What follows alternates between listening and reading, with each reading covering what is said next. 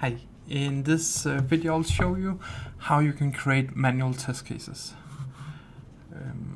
So we have integrations object here. I've searched for a scenario. I want to test this number 2 here, and then I'll say this upload test cases, and then I'll just create a new template. Just add it to an existing template, so we can add it to the demo one. One type regression, because that's the easiest to process. Regression is where it will actually resend the same message. The other one is baseline, and baseline would expect it to receive the same message. So baseline is if you want to integrate with third-party tools like HP, UFT, ALM, whatever tool you have. Then we have our message, and we will just call this manual.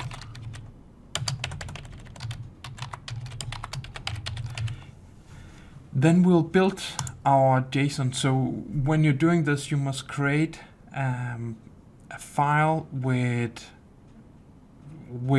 description of what you actually have in the file. So we will deselect so here we have the inbound message, so we can see it up here. This is the inbound message that we have received.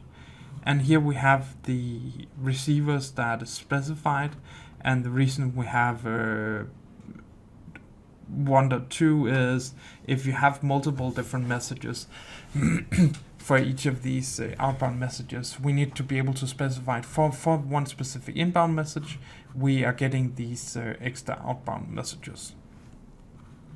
Then we have dynamic properties that we can define what type of scenario it is, and it should suggest the basics of this. You may have to disable dynamic attributes if you don't want it. Then we have this screen here that will allow you to build this specific build package info JSON that you need to add into the directory. So we'll download this file, and I have a directory here I've created, and in this one just want to drag this one in.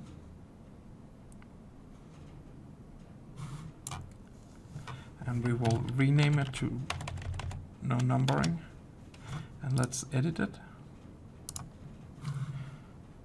So now we can see this JSON file. We can see the different attributes that it has, and you can have multiple different messages. Then you'd have more of these brackets. Then we have, so I've already downloaded 2 messages for this. Let's just check these out. So I think this one is the first one. So the easiest is probably just to go back to our package JSON. Then we will just take this one, and we will rename this one to it. And we need to capture the full name of it. And here we have the output file, and here we would then take this one and rename this one. And we got our dynamic attributes. So I just want to take this the other way. Say we're adding our dynamic attributes, and we don't have any dynamic attributes in this one. So that is how you'd add this file. So now we have a directory with these 4 files: the package info, this one I guess is interesting to view. The format of this is the attribute name, and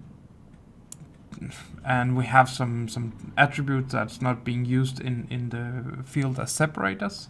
So this is the separator, the namespace, and then we got an end description, and then we have the value here. So that is the file we must be adding here, and then we will simply select all of these different files, say create zip file. Now I have 7 zip, but you can also just use the Windows compress. The important thing is you ensure that they are being placed in the root folder of the zip file. So we can close this one. So we have it here. And IRT manual, we got this one. And then we simply just say we have added to the demo. That's good. Test cases was created. So let's have a look here. So we can see we created a manual test case for upload. If we click in on it, we can see what are the different messages that it has. Some more details about what is actually going on here, and we can see we have uploaded these different messages. And we can run it just by clicking on the run, and then we'll start processing this and work as everything is normal. So this was just a little about how you can upload these files manually and how they all or create test cases manually. There is also an option about using stars in this.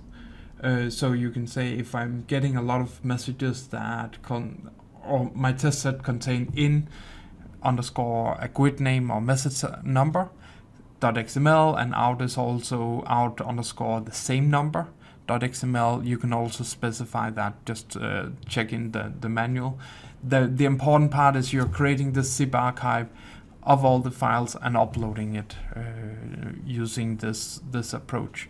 This makes it really, if you have a lot of these files, it's probably a good idea to use this mark algorithm, or this question mark, and then upload them all. But obviously it has some limits depending on what you want to do with it.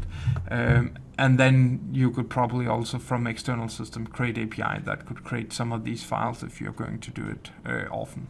So that was what I wanted to share with you. I hope this was helpful.